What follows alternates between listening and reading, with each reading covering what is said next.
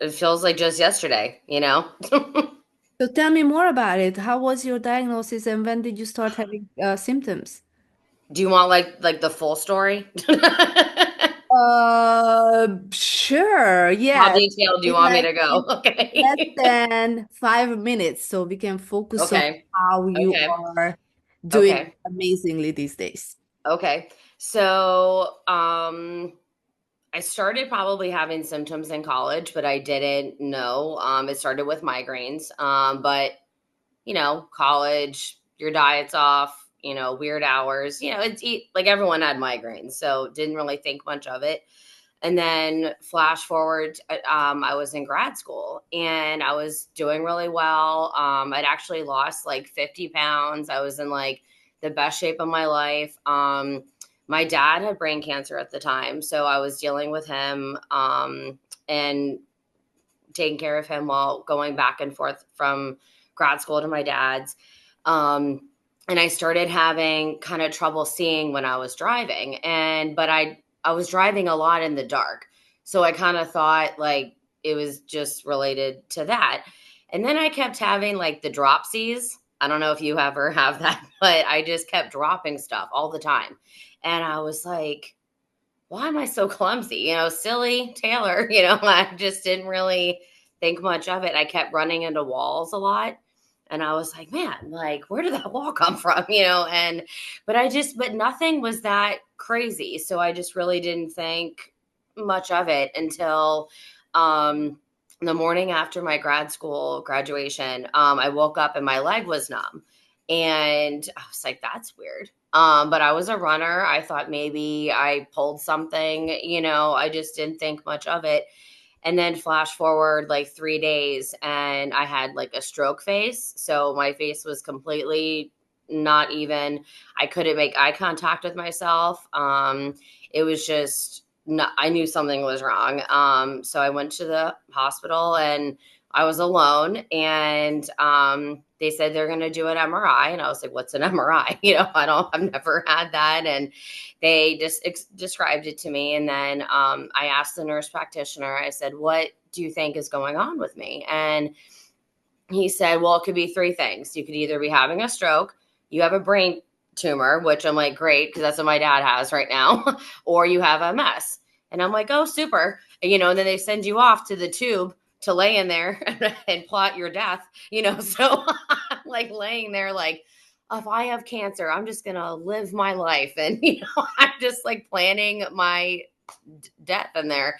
And then they pulled me out halfway through to give me an IV of contrast. And they didn't have an IV in me before. And as soon as they page phlebotomy, I looked at the tech and I was like, that's weird. Like, why was this not planned? He was like, we just forgot to do it. And I could tell in his face that he was seeing something, but he didn't want to tell me.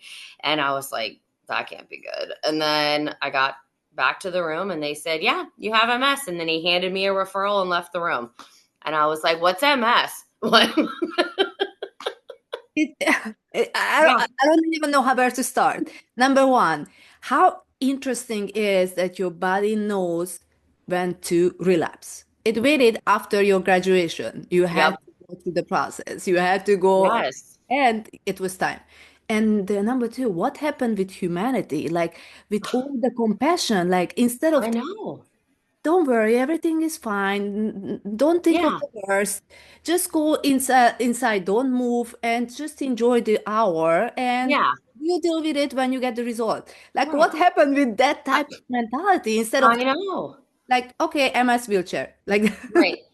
And it was, and I, that was like a huge moment for me because I work in healthcare and I've been doing it since then. And so 10 years. And it's crazy because I would never talk to a patient like that. Like I would never go in their room and say, hey, you had a heart attack. Good luck to you and leave. Like everything that I do, I try to be very, compassionate and have empathy and talk to people like they're people, and it blew my mind that someone was just dropping that bomb and just left. Um what yeah. happened? yeah, so then thank God, one of my best friends from grad school, she got there and because I called her because I was like, I'm alone. I'm this, like, I didn't even drive Uber there because I couldn't see. So because of the nystagmus, I didn't trust myself to drive. So she came and picked me up and we went and got dinner and got a drink. And I was just like, what is going on? And um but then I went into, planning mode, so immediately like what books do I need to read? What doctors do I need to see?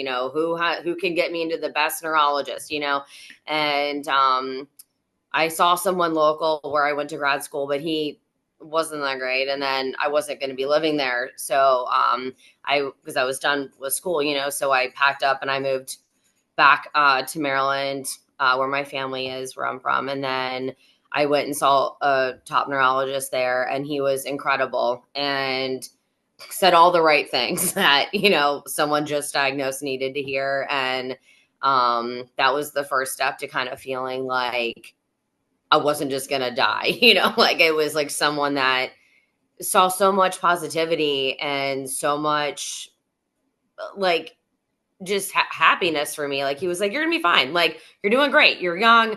There's so many treatments. There's so many things we can do. Like please do not kill yourself over this." And I'm like, okay. And and I've just really tried to kind of maintain that same outlook since Yeah, then. it's so important. I feel like Yeah, to live even because we always look up to them. We are reading them yeah. to guide us, and it's so important to find the right person. And if you don't like your doctors, just look for another one. Yes. I feel like that's something I see too with patients is that they just think like, "Oh, well, a doctor told me this, so like that's the law." And like, no, like it's not. If you feel uncomfortable, then you need to go get another opinion. If you don't like your treatment plan, it's your treatment plan. You should be doing what works for you. Um and I feel like that's with any illness, not just something like MS, but heart disease, lung disease, anything. Like you should do what is going to be the best thing for you. Yes, for sure. When did you start treatment? So pretty much right away, they immediately had me go to the infusion center, like near my college, and get steroids. So I was on that for I think like a week, just a lot of IV steroids, and they kept saying it would fix like my stroke face, but it did not fix my stroke face. That just took time. But then I guess. I don't think I started any DMTs until I got back to like where my family is from. And I finally saw that neurologist and then he prescribed me Tecfidera. And I took that twice a day for probably 6 years. And then you can't try for a family on it. So I went off of it. And I had been stable the whole time. So my neurologist was like, I'm comfortable with you going off meds for a little bit to try and get pregnant because you're stable, you're doing well. But after a year, I wasn't pregnant anymore. So we tried Copaxone. And that did not go well for me. I had a really bad allergic reaction to it. Mm, And then I found Ocrevus, and that's what I've been doing for like 5 years now. wow. Yeah. And you've been living with MS for 10 years. It'll be 10 years in May. Yeah. 10 years in May. Change anything like diet-wise, lifestyle-wise? So at first, no, honestly, because I I don't know if I was ready to. I like just like with any kind of major life change, like, like you always hear people say like they don't want to make the change until they're ready to make the change. And I kind of feel like that was a part of it. Like I was already exercising a lot. I work in healthcare. I'm on my feet all day, so in terms of like the activity stuff, I was already doing well. It was more um I don't know. I guess I could have changed more with my diet from the get-go, but I just didn't really know how to process like how many changes I would need to make. And every time that I asked neurologists about it, they said just eat a balanced diet. Like it's just don't eat I don't bad. even know what they mean by a balanced Yeah, diet. which I'm like, okay, like so I mean, I've never really been like an unhealthy, all the time eater. Like I love salads, I love protein. Like we eat a lot of healthy stuff. So I just kind of went with what I was doing. But it wasn't until the past like year and a half that I've really gotten into like anti-inflammatory Mediterranean kind of diet. I tried doing a lot of blue zone meals. Have you ever heard of Yes. that? Yeah, I'm sure you have. Um, and some of them I'm too picky of an eater. It's not for me, but I've been trying to do a lot of those Like kind of. sardines and those type of seafood. I can't do it. And then I bought the Blue Zones cookbook too because I was really intrigued by it and I really loved the book. But so many of the recipes, I'm like, do you know how many weird ingredients are on this list? I can't find these. Yes, So exactly. It's not made for Americans. I'm like, can you change the diet a little bit to like be for what's at Publix? Because like I can't find this stuff. I showed it to my husband because he's the cook in our house, and he was like, where are we getting these ingredients? I'm like, I don't know. That's funny. um, but yeah, so and I feel like I really loved Blue Zone's message though about like just changing like and it's not even about diet, it's changing your whole lifestyle. Like you want to be outdoors more, you want to be having a community, you want to be taking time for exercise and not exercise like running and dripping sweat, like walking, yoga, like things that are kind to yourself. Like and I just really loved that message. So I feel like we've adapted a lot of that into our life. And it's weird, like I changed so much with the anti-inflammatory stuff. Like I've lost so many inches in the last like 6 months. Like it's wild. Like in my ID picture from my work from a year ago to now, like I don't even look like the same face. It's so weird how puffy my face was before. Yeah. Um, so yeah, I The mean nothing inflammation probably from your body just went down.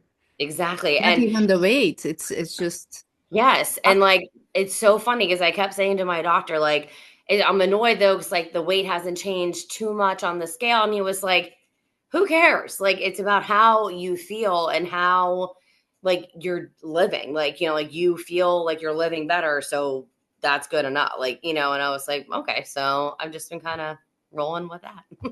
Yes, yes. I love that you said that this is a lifestyle change. It's not about having MS or being healthy or not. It's you are changing it because you want to have a better life. And it's kind of upsetting how we are our society is telling us not like not to be healthy, but doesn't teach us enough information about these type of things. And Like they don't support it's us. all about getting Yeah. 9 to 5 jobs, stressing out, fighting with your boss, like all those things instead of Literally. following your dreams and Yeah. being healthy.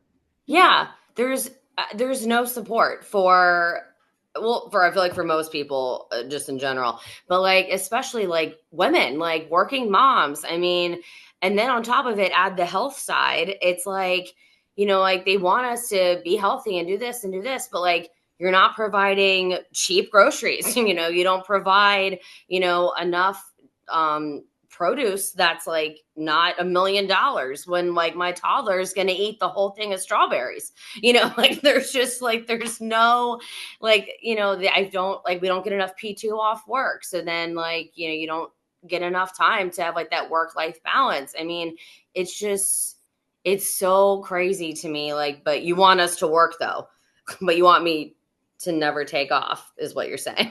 Like, and I don't know. I agree with you. I don't feel like anyone teaches the right tools. Well, we Um, are here to teach others, I guess, in a small scale. We have to put ourselves first and focus on yeah. health and try Yeah. to figure out ways.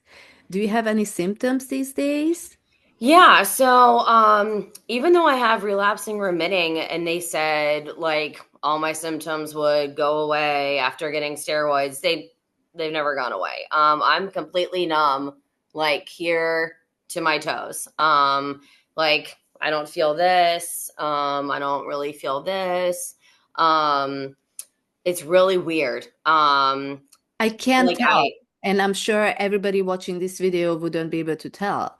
Like if yeah. And I mean, when patients find out, they're like, "You have MS?" class. I'm like, and like you run around here all day. I'm like, well, yeah, because now I'm used to it. Like now I don't remember like what did it feel like? What do feet feel like? I don't know. Like, and it's such a weird sensation, but like it's just what I've known for 10 years, so and I'm still I don't run anymore. After I ran until actually I had my daughter 3 years ago. And then after my C-section, it just never felt right anymore. So now I'm a Peloton girl. I do the bike, I do a lot of strength training, I love Pilates. And yeah, maybe I can't feel my legs, but I know that I'm working, and I feel like exercise and my job keeping me on my feet all day has been the biggest godsend. Like, if I did not stay active, I don't know how I'd be doing. Mhm. Yes. I have to give you all this credit because your personality and everything is just so bubbly, and I Thank think you. that's also part of the picture that you are doing great and you are willing to share your story instead of sharing something negative that happened to you 10 years ago, and now you are sharing that you are still working, you are still running around, you are still like doing all those things. Thank you. Yeah. Well, I feel like that's, something I had. It took, it takes a minute. I'm sure same for you. Like after getting diagnosed, you're like, I'm sorry, what? Like you're telling me I have to live with this now, like forever, But at the same time, like I was 25 when I was diagnosed. Like my life was just starting. And it took a long time to get over that kind of like grieving of like what I thought my life would look like, at that time of my life. Like, and still, I mean, but I have such an awesome life. Like, I love my work. I love my husband. I have an amazing daughter. It's like, what's the point of complaining, And that's something I talk about all the time because coworkers are always like, you okay? Like, do you need a break or anything? And they're just so supportive. And I'm like, no, like I'm fine. And they're like, I feel like you don't really ever complain. I'm like, what is me complaining going to do? Other than make me feel worse, like, like, And and make other attracting that people type of around you. energy. Yes, exactly. I hate that negative energy of like the woe is me. Like that's just not me. And like something I definitely struggle with is that I don't tell people when I am struggling. And then people are like, "Well, how like I didn't know how to support you because I didn't know that you were struggling." But at the same time, I think a lot of it is just mental for me and I just think like I'm so strong, I can do it. Like I don't need support, but you everyone needs support. It's hard for me I think to take sometimes. Like, yeah, like my mom will be like, why did you not mention that you were having like the worst pain month? And I'm like, I don't know. I just, I don't know. I think when you have MS and you're a mom, you're just used to just keep it moving. Like, you have stuff to do, you have a family to take care of and live for, and that's what matters. Yes. Did you meet your husband before your diagnosis or after? No, I met him. Okay, so I was diagnosed in 15 and I met him in 17. So yeah, 2 years after I was diagnosed. And yeah, I met him and I told him on our first date, like, yeah, I have MS. And he was Was like, he taking out his phone okay. and putting it on No, the wall? he Like, what is waited. that?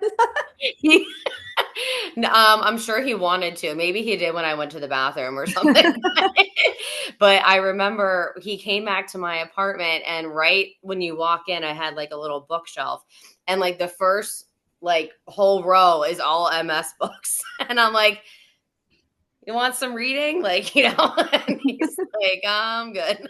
And That's but he's just been so great. Like he goes to every appointment, he drops me off and picks me up for every infusion. And I also love that he also holds me accountable in a way. Like if I'm just like, oh, I don't feel like doing this, he's like, you're fine. Like, let's go. Like because a lot of the time he knows that I can do it. I just don't want to sometimes, so a lot of the time he's like, okay, if you really are bad, you can stay. But like, are you? I'm like, no, I'm fine. So and he just helps me. I mean, he does so much around here. He's so great. So I'm just lucky to have him. So It's so important to have support around you. You live Mhm. in Florida, right? How is the Yeah. bothering you or So when I first got diagnosed, I lived in Maryland and I was miserable in the heat that first year. I was like, this is really sad because I was such a little beach bunny. Like I loved the beach. I would be out there all day if I could. So I was like, are you kidding me? Like now, like I can't even go outside without like dripping sweat, you know? So I was just like, well, this sucks. And then when I lived in Pittsburgh with my husband, we ended up getting a pool. And that was the first thing that kind of was like a game changer for me because I realized you can still enjoy summer and the heat. You just have to be more like strategic. Like, I'm not going to go sit outside and tan all day, but like I can go in the pool, go inside, take a break, come back, you know, and, you know, you just do your errands early in the morning, you know, things like that. And when we moved to Florida, people were like, Taylor, like, you're I'm at. Like, what are you thinking? And I'm like, I'll be fine. And the first summer was a little rough. It that it's weird because it's just as hot temperature wise as Maryland or Pittsburgh, but it's the UV. Like the sun is so much stronger. So then it just feels worse. Like it's not necessarily like the temperature, you know what I mean? And I was just like, "Oh, this is hot," you know? And but I've really done pretty well. And thank God we ended up in a house with a pool. Um, you know, and I just kind of take it easy. I mean, and everything in Florida is so air conditioned. yes. Do you feel like So, your body was also adjusting to the heat? Like you got yes. used to it? Yeah. I think so. I was actually when I was at my ophthalmologist appointment this morning, she was looking at, you know, my optic nerve because back 10 years ago I had a lot of optic neuritis and she was like I can still tell that it's like old inflamed, like it's not new inflamed, which I don't know how you tell that, but that's why she's the doctor, not me. But she was like you don't have any new inflammation in there. So like you must be, you know, figuring things out and adjusting and you know, it looks good. And because that's the first thing that kind of tends to get weird when I'm too hot is I start doing the squints, like my vision gets kind of weird. Um, but yeah, it's luckily knock on wood been good. So Yes, also there are a lot of researches done lately about the benefits of the sun, like even opening your eye and not using sunglasses all the time. It's actually healing. I Or I not saw that putting, too, and I was like, what? Like that's so interesting. yeah. Or sunblock, even the sunblock, like wait 10 minutes, 15 minutes before you cover yourself with toxins, basically. If you pick the right one. I know I've gotten so bougie about sunscreen now. I mean, now that, you know, you wear it every day here, I'm like, okay, I kind of want to be a little particular. Like, what am I wearing? So I've been kind of trial and erroring different ones when I see them discounted because they're not cheap. And I just kind of been trial and erroring different like cleaner sunscreens because I mean, you wear it every day. Like it's a lot to put on your body every day and if it's not, you know, good for Something. you. Yeah. Do you feel like you changed spiritually? I don't know, that's a great question. Growing up, I was raised very Christian. We went to church every Sunday and I didn't like it at all. I was so miserable because I just felt like and I think that's common with a lot of churches is that it's very like old world. Like a lot of the songs that you sang, you're like, old ye something like you know like what is this like you know I never felt like relatable to anything and then I just haven't really gone much as an adult and I feel like I am more spiritual than religious I would say now like this morning I took off work today for doctor's appointments and stuff and I got to like watch the sunrise over the lake in my backyard and like that to me is like God like you know like I don't know like I now. I still, you know, believe in a higher power and, you know, God and all that stuff, but I don't know. I feel like religion in general is like important to introduce to like your kids, whether they like it or not, because there's some good life lessons there. So I don't know if my husband and I will ever like introduce that with our daughter. I don't know. Yeah, the reason Um, I ask you is because that's when actually my real healing transformation started, when I hmm. became more interested in the higher spirit, universe, Whoa. everything Okay. that's happening when you look at the sun over the lake. That's Yeah. it's a sign. That's funny. Yeah. I don't know. I feel like it's something that he and I were both were raised in a lot of church. So I feel like we both are kind of missing like that church community vibe, but like we don't know what's going to be right for us. You know what I mean? Like, so I think we're just at some point we're going to have to start trial and erroring, different churches or No, I don't I even know. didn't. Yeah. No, no, no, no, no. Let's not go back to the church. I mean, you can if you want to, but that's not where I wanted to go with this conversation. But yeah, I don't know. I think that um getting something like MS or, I'm sure cancer, like, something where it's truly like a life altering diagnosis, like it does really make you be like, what is happening? And I feel like at first, I definitely was like, this seems so rude that they're like, God's going to take my dad away and then he's going to give me MS. Like, that is just rude. Like, like, how dare you? But that's another thing that I don't like also is like the woe is me thing. And like I just had to try to eventually be like, I don't know what the reason is, but there's some kind of reason. And one day I'll figure it out. And I just have to do the best I can with the, the cards that I'm dealt.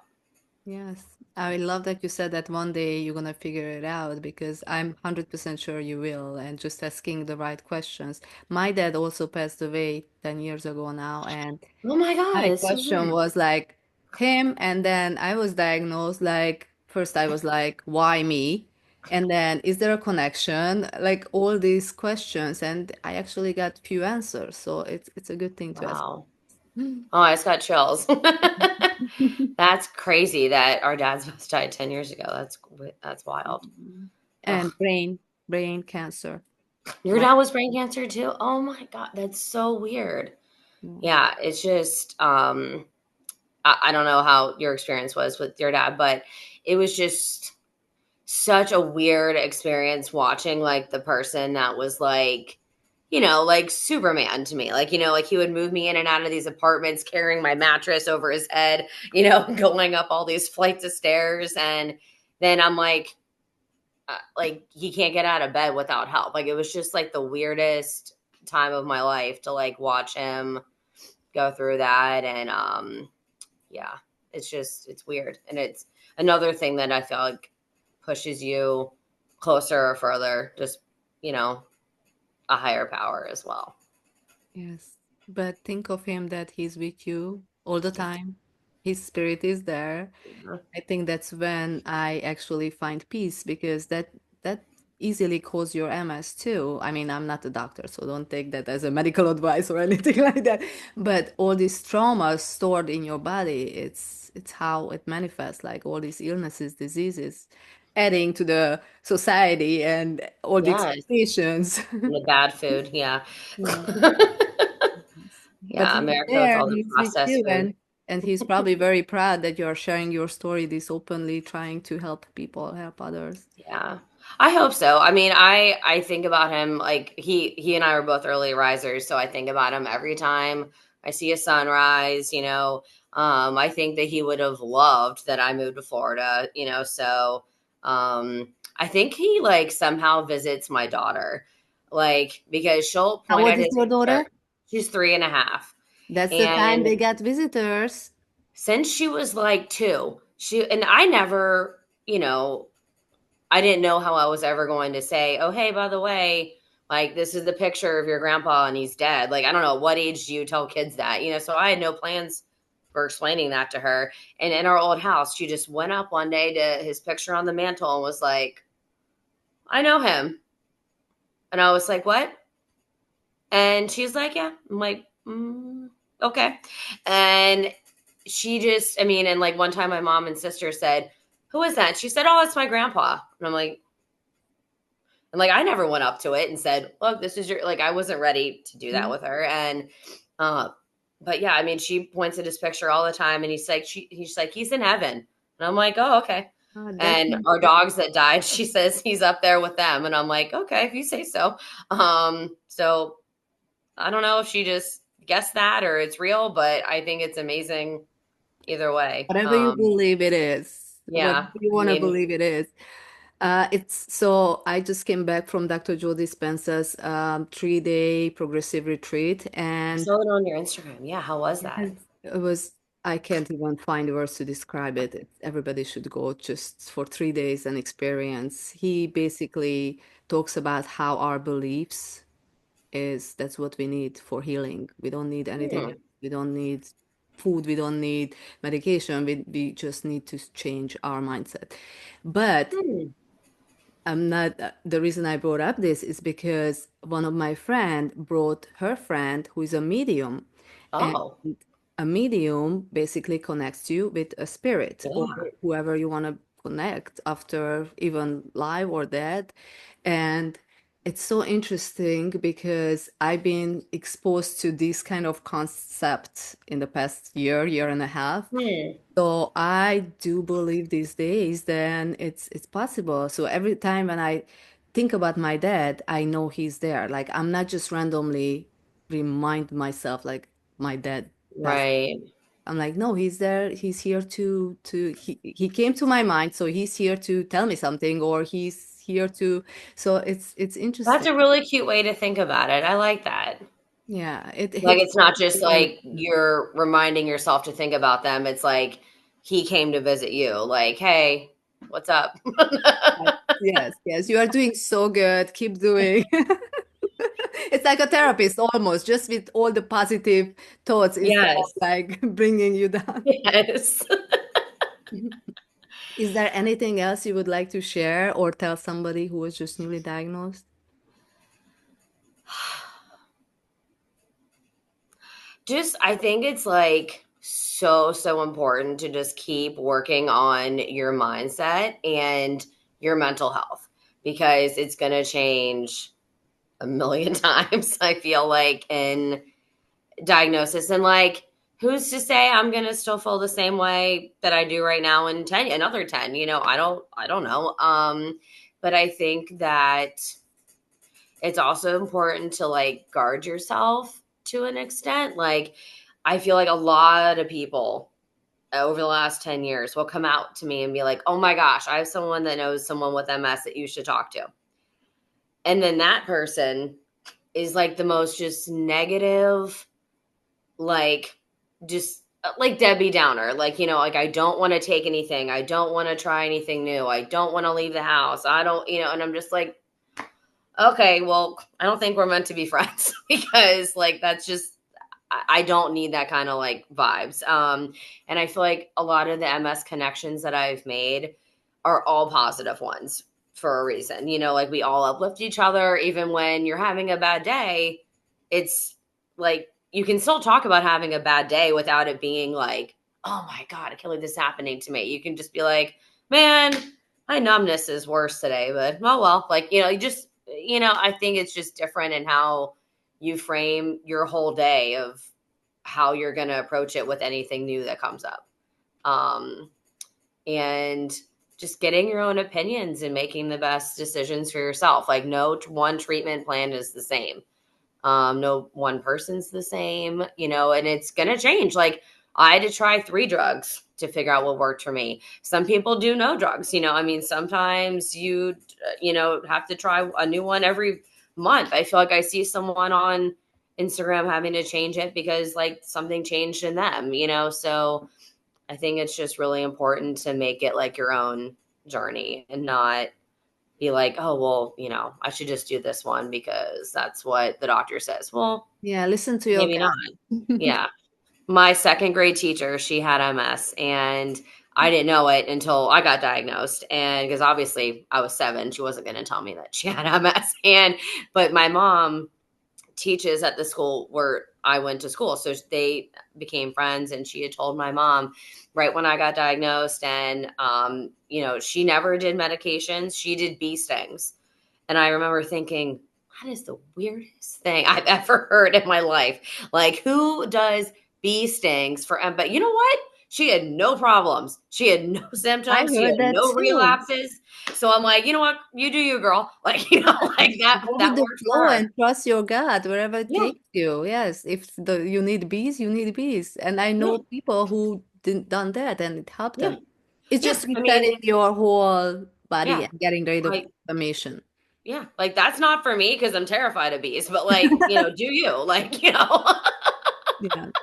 but yeah, I don't know. I think that it's just super important to your mindset will make or break you with, I think, any diagnosis, but especially MS because it's forever.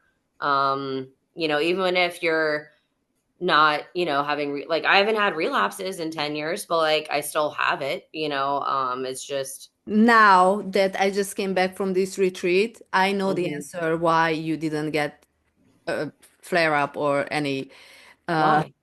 because of your mindset, because you are Oh, so positive and optimistic, because you don't surround yourself with negativity, because you pick your friends wisely, because yes, your husband is cooking amazing food, like everything is just you listen to your gut and you are here yeah. and sharing your story.